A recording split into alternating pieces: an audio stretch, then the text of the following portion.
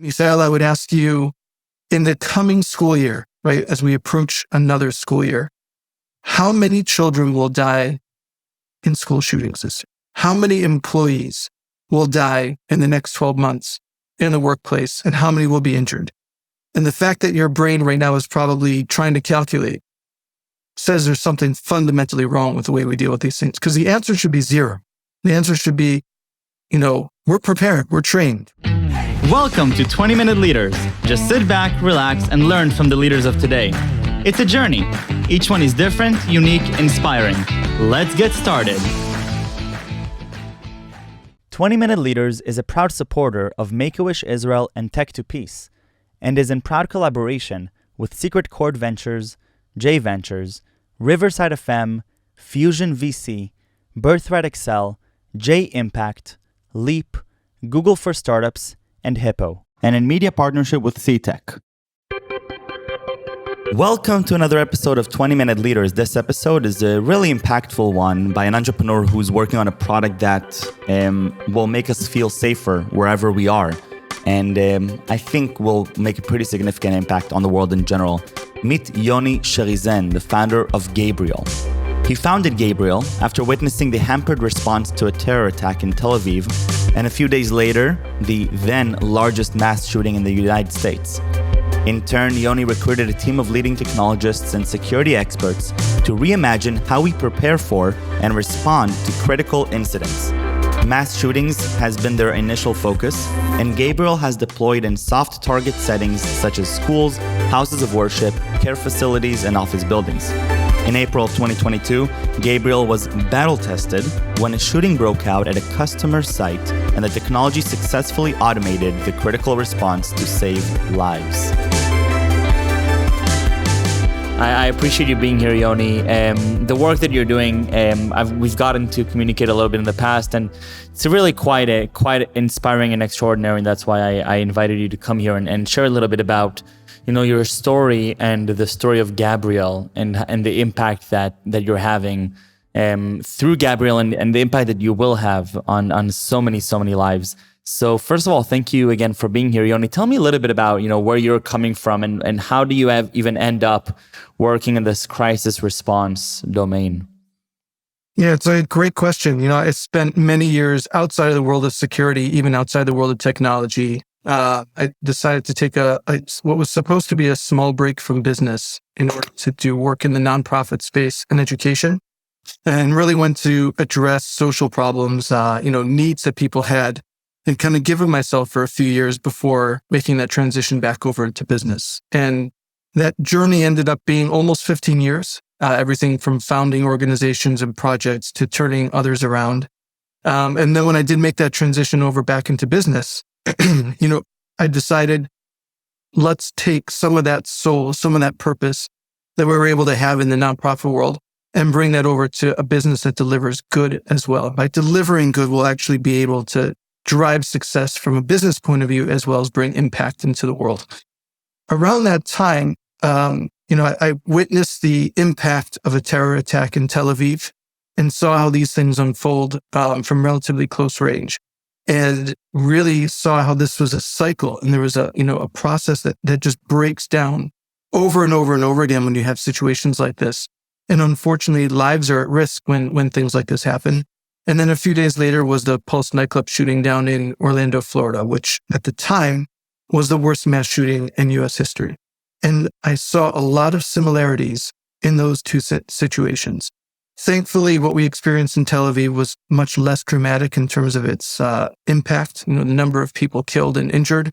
And whereas in Florida it was, 49 people and just a real mess. Wow. But, when you start scratching beneath the surface, you see a real need. And, when you look at the sort of systems that we have in place to address situations like active shooter situations, terror attacks, a number of different threats. And in fact, we found that those same models apply to many different sort of scenarios. And we said, wow, there's a blue ocean here, a huge opportunity in terms of bringing technology to the fore, changing the way these situations get addressed, and also, again, delivering social good. Tell me a little bit about current state of affairs, what you've noticed back in the intersection of these two events.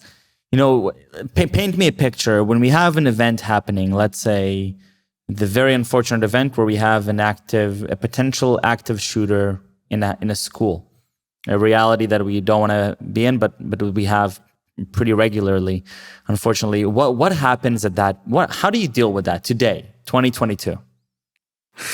So, it's somewhat sad to say that today, 2022, we're still dealing with it in the way that we did many, many years ago. And that's why, we see the need and an opportunity here that's ripe for disruption.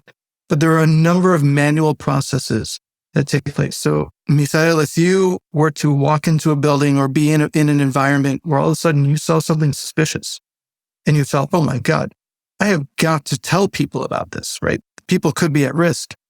What do you do at that point? Do you pick up the phone and call 911? Do you shout to people inside there's so many different things that you have to do all at the same time, and you can only choose one, because as much of a superhero as you are, you can't solve all of those problems at the same time. So, and that's where Gabriel, which we developed, steps in and automates all of those multiple processes that have to happen. So what needs to take place in that environment, to your question, is number one, you need to identify that threat as early as possible. Once you've identified that threat or that situation, you then need to do all these things in tandem, such as alert people inside the building so that they can get to a safe place.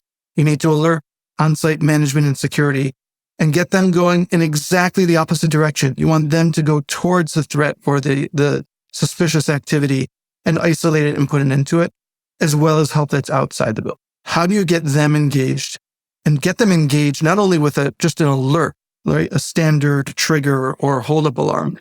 How do you give them eyes and ears inside that situation so that when they do turn up, they turn up much smarter and it's actually safer for everyone involved? Right. I think one of the things that you mentioned to me a few days ago, which were, really true. I mean, you're imagining a situation in which there is a complex building, right, or a complex area, which has different rooms, that has different facilities, and then you have a threat happening.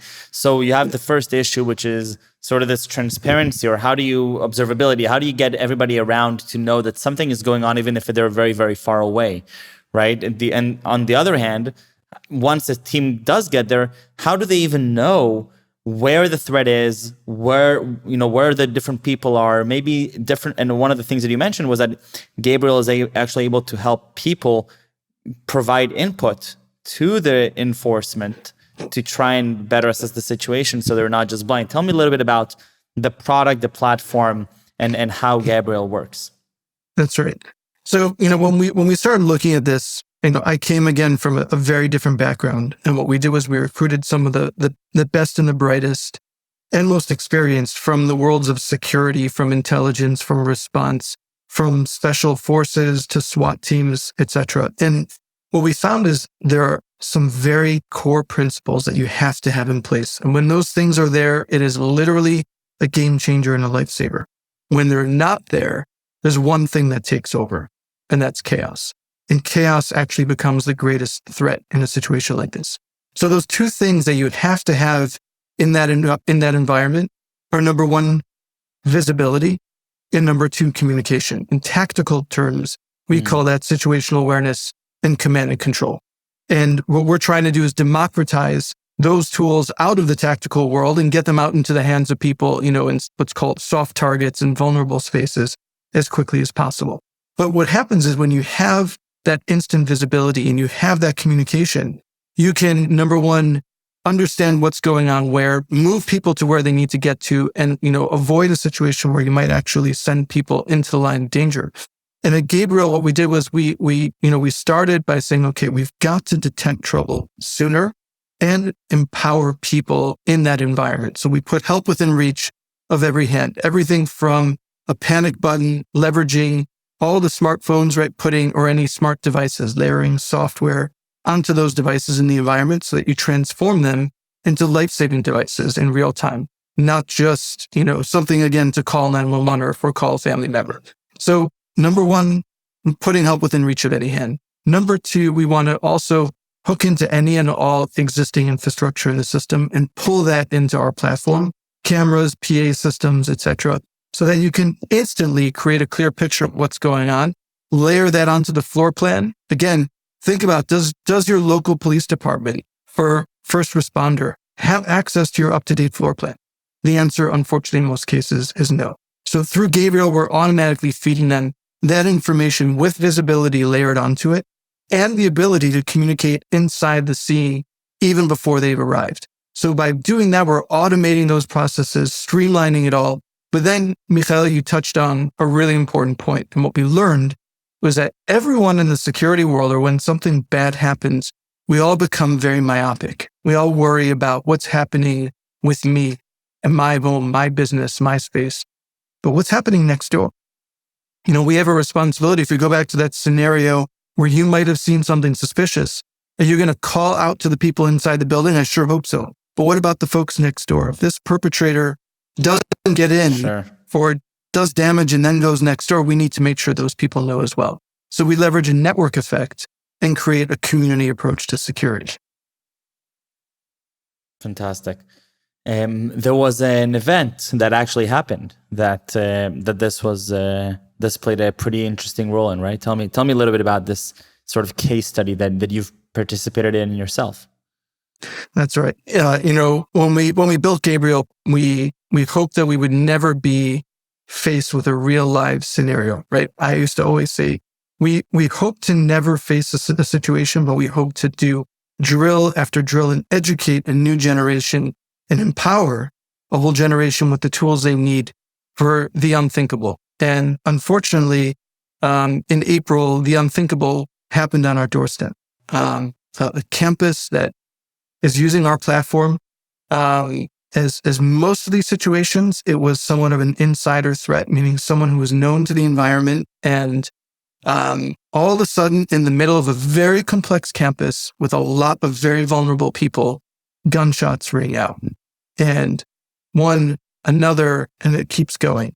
And thankfully, Gabriel was there to immediately alert and isolate that situation and put it to an end. Unfortunately, one person did lose their life in that horrible scenario, but we're proud to be able to say that we helped isolate, again, that instant visibility to know what was happening, where inside that campus, to get everyone to safety, keep them away from trouble, and including people who weren't familiar. There were a number of guests, even outside meetings that were taking place on the campus, that if they hadn't known, they very easily could have walked right into the line of fire. And here in this situation, we were able to very quickly apprehend the individual, isolate the threat, keep everyone away. And thankfully, we're now expanding that rollout not only further into that campus and other sites, but also neighbors nearby who now see the value. Right.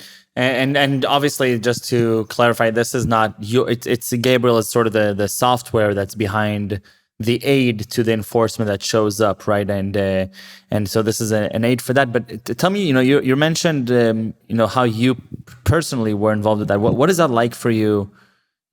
As sort of the leader here, right? The visionary, the person who's running this ship. All of a sudden, for the first time, you are seeing your platform in action.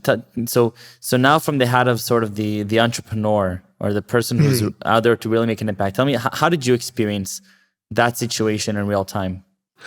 Yeah, one of the key tools that we built and value that we provide for our customers is that they really have a security operations center or a command room in the palm of their pocket, right? A lot of these people would never have access to a command room and those sorts of tools. And they can have a distributed security team that really jump in and help manage a situation. As a founder and someone who cares deeply about this, I insist that I'm part of every environment on the platform. So I always know what's going on. And I always know, if things aren't up to scratch or, if they're drilling, etc., that I get alerted. And I was home in Israel wrestling my daughter to sleep, at the end of my patience, to be honest. And I said, honey, for the last time, get off the sofa and let's go to bed. And my phone goes off, right? And it's a siren followed by lockdown emergency. every one of our alerts has an action that comes with it. And she turns to me and she goes, Dad, is it another false alarm or just a drill?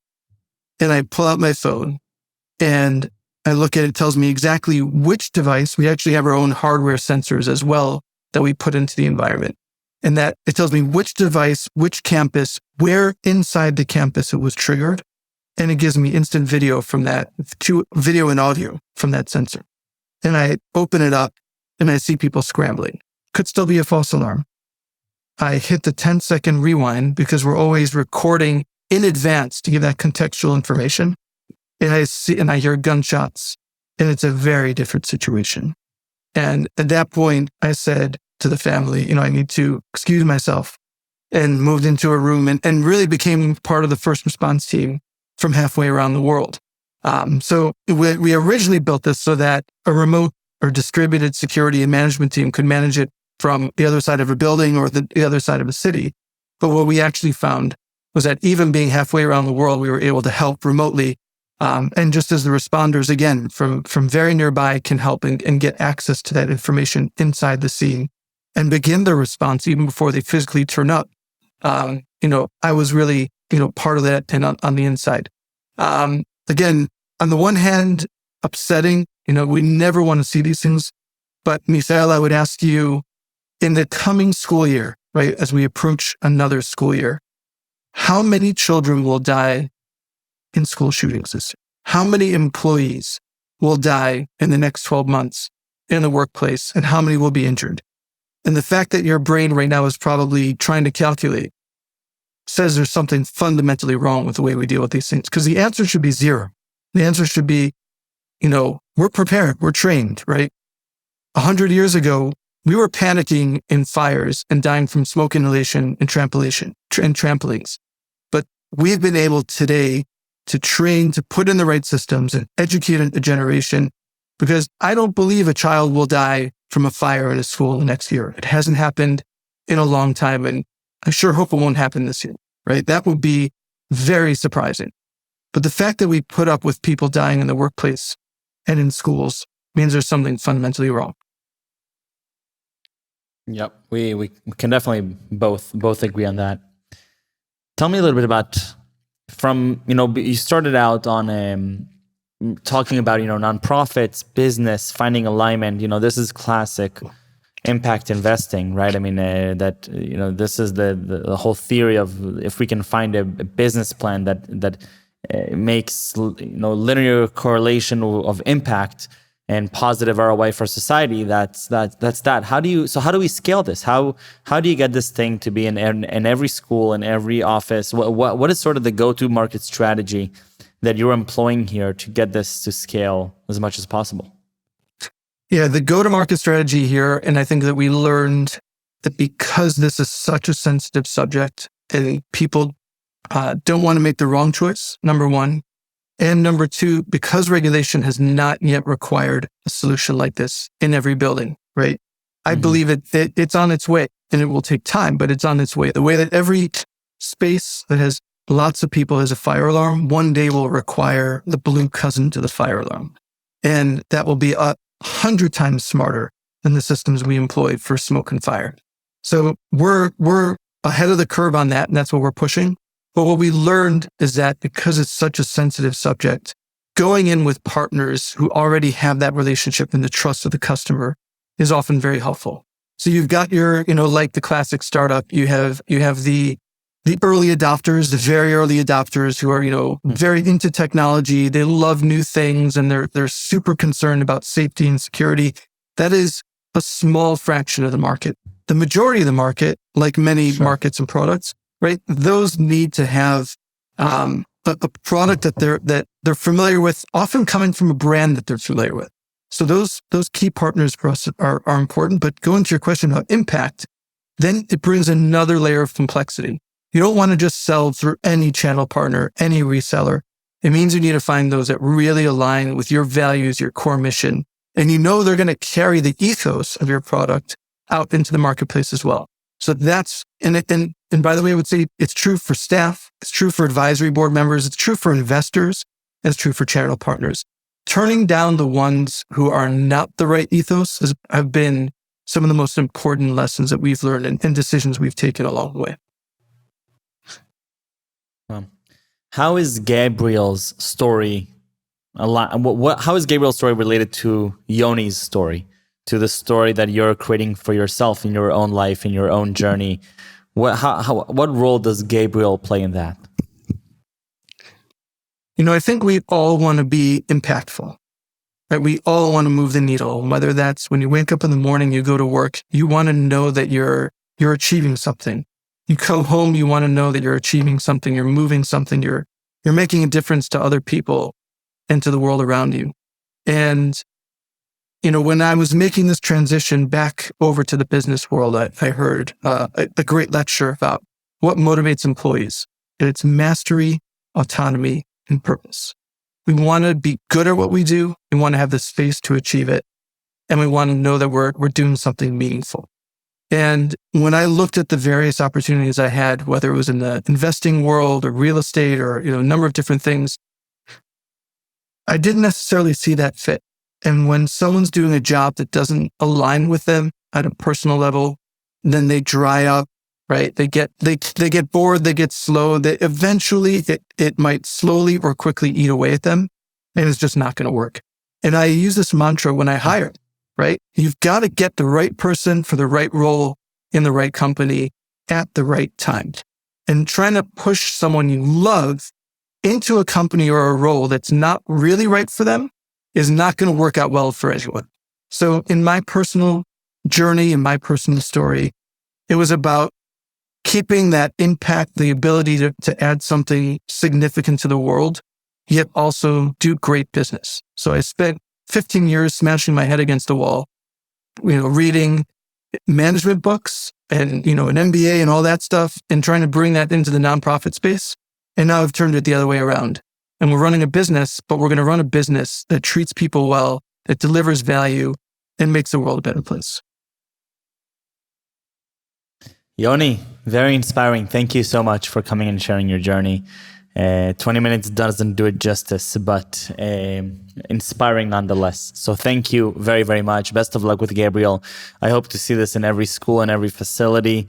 I literally, dealing with probably the most important few moments that we may spontaneously encounter, which is a very unfortunate reality that we live in, but it's one that we can't ignore. And so you're not ignoring it, you're tackling it. And thank you for dedicating so much of your time to this. And best of luck with Gabriel, and I look forward to keeping in touch. Thank you, Michael. All the best. Thank you.